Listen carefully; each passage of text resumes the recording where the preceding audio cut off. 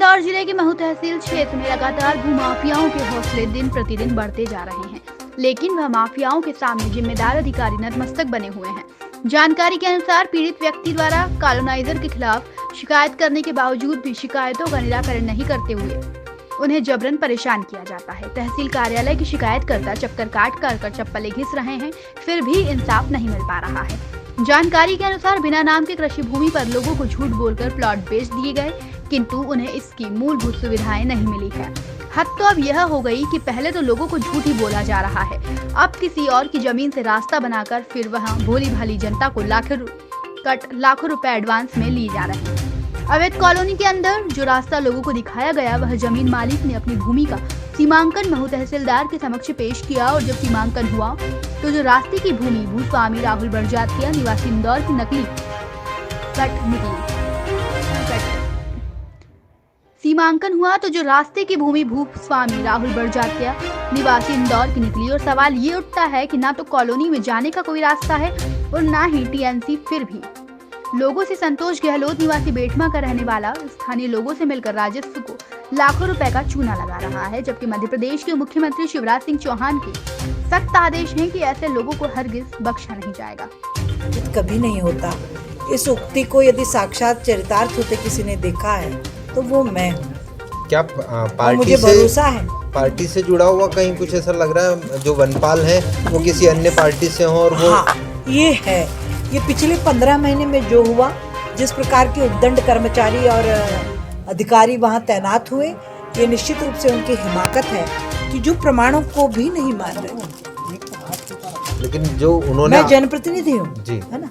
जनता के लिए सुविधाएं उपलब्ध कराना मेरा धर्म है, मेरा कर्तव्य है। जैसे अभी आपने बेटी पलक के लिए कहा, तो उसको उस नॉर्म्स का स्विमिंग पूल लाकर देना ये हमारी जिम्मेदारी होना चाहिए, ताकि बेटी ओलंपिक तक जाए। और यदि उस रुंडा गांव के बूथ के मेरे 520 मतदाता रोज दैनिक मजदूरी पे जाते वक्त गिर जाते हैं, घायल होते हैं, चोट खाते हैं, तो उनको रोड लेवल करके देना ये मेरी जिम्मेदारी है। और मेरे मंडल अध्यक्ष ने अपने ट्रैक्टर और अपने जेसीबी से उसको लेवल किया।